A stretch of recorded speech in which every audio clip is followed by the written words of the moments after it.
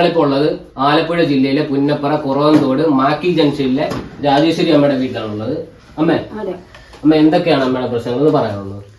എൻ്റെ സങ്കടം എന്ന് പറഞ്ഞാൽ വലിയൊരു ദുരിത ജീവിതമാണ് എൻ്റേത്. ഞാനും എൻ്റെ ഒരു മകളും, വയ്യാത്ത ഒരു മകള്, ബുദ്ധിയില്ലാത്ത, അതുമായിട്ട് ഒറ്റപ്പെട്ടുള്ളൊരു ജീവിതത്തിലാണ് ഞാൻ കഴിയുന്നത്. അച്ഛൻ മരിച്ചിട്ട് 4 വർഷം കഴിഞ്ഞ് ക്യാൻസർ രോഗിയായിരുന്നു. അതിനുശേഷം ഞാൻ ഈ കുഞ്ഞിനെ കൊണ്ട്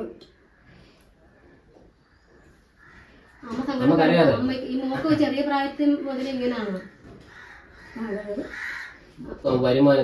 വരുമാനം എന്ന് പറഞ്ഞാൽ ഈ ക്ഷേമ പെൻഷൻ എനിക്ക് മോൾക്കുള്ള ആളുകൊണ്ട് തന്നെ തുച്ഛമായ പൈസയുള്ളല്ലോ.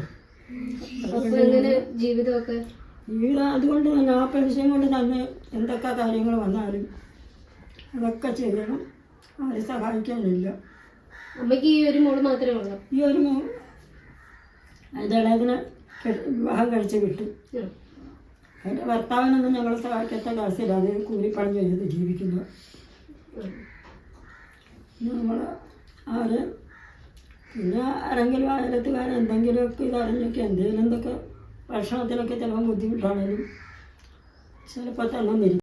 നമ്മളിത് പഞ്ചായത്ത് പറഞ്ഞപ്പോൾ പഞ്ചായത്തുകാരെന്താ പറഞ്ഞത്? നമുക്ക് വീട് ഈ ഒരു വീട് കണ്ടിട്ട് അവരെന്താ പറഞ്ഞത്? പഞ്ചായത്തുകാർ പറഞ്ഞത് ഈ വീട് കംപ്ലീറ്റ് പൊളിച്ച് മാറ്റി എല്ലാം നിരപ്പാക്കിയതിന് ശേഷം വീടിൻ്റെ കാര്യം ചെയ്യാനൊക്കത്തുള്ളൂ. അപ്പം ഞാൻ പറഞ്ഞത് എൻ്റെ ഈ വയ്യാത്ത മോളെ കൊണ്ട് ഞാൻ എങ്ങോട്ട് പോകും? അതിന് എവിടെയെങ്കിലും ഒരു സുരക്ഷിതമായിട്ടൊരു സ്ഥലം ഈ വീട് വെക്കുന്നിടം വരെ കാണണ്ടോ? അല്ല, വയ്യാത്തൊരു മോളെയും കൊണ്ട് ഈ അമ്മ ഒരു വീട് പൊളിച്ച് മാറ്റിയെങ്കിൽ മാത്രമേ അവർക്ക് ലോൺ കൊടുക്കാൻ പറ്റത്തുള്ളൂ. അപ്പൊ പഞ്ചായത്തുകാർ പറഞ്ഞ പോലെ ഈ വീട് പൊളിച്ച് മാറ്റാനോ ഇല്ലെങ്കിൽ അമ്മയ്ക്ക് വേറെ ഏതെങ്കിലും ഒരു വീട്ടിൽ പോയി താമസിക്കാനോ ഇപ്പൊ സാഹചര്യം അമ്മയ്ക്കില്ല. അപ്പൊ പഞ്ചായത്തുകാർ ഈ ഒരു ഉപകാരം കൂടെ അമ്മയ്ക്കൊന്ന് ചെയ്തു കൊടുത്തു കഴിഞ്ഞാൽ വലിയ ഉപകാരമായേനെ.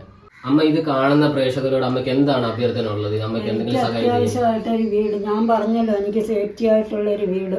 ഈ മകളെ കൊണ്ട് ഞാൻ രാത്രി കിടന്നുറങ്ങുന്ന വലിയ ബുദ്ധിമുട്ടല്ല. അതുകൊണ്ട് എനിക്ക് ചെറിയൊരു വീട് എനിക്ക് കിട്ടണം. അതാണ് ഏറ്റവും അത്യാവശ്യം. അപ്പൊ ജീവിതമാർഗത്തിന് ഞാൻ പറഞ്ഞല്ലോ പെൻഷൻ്റെ ഇത് കൊണ്ടൊക്കെ ഉള്ളത് കൊണ്ട് തട്ടിയും മുട്ടിയൊക്കെ വരുന്ന കാര്യങ്ങളൊക്കെ ഞാൻ ചെയ്തു പോകും.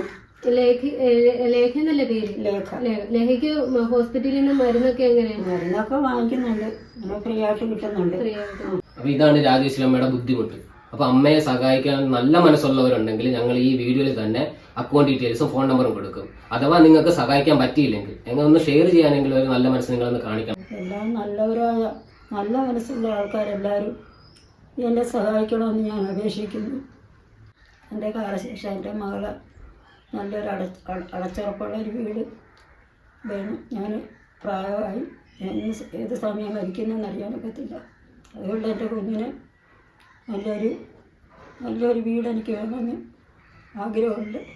നമ്മൾ എത്രയൊക്കെ രൂപ അനാവശ്യമായിട്ട് കളയുന്നു. ഈ നമ്മുടെ സാഹചര്യമൊക്കെ നോക്കിക്കേ. കണ്ടോ, വീട്ടിലൊരു സാധനം പോലും ഇല്ല. നിങ്ങളെ കൊണ്ട് പറ്റുന്ന ഒരു 10 രൂപ അല്ലെങ്കിൽ 1 രൂപ, 1 രൂപയെങ്കിലും നിങ്ങൾ അമ്മയുടെ അക്കൗണ്ടിൽ ഒന്ന് ഷെയർ ചെയ്ത് കൊടുത്തു കഴിഞ്ഞാൽ ആ അമ്മയ്ക്ക് വലിയൊരു ഉപകാരമായിരിക്കും.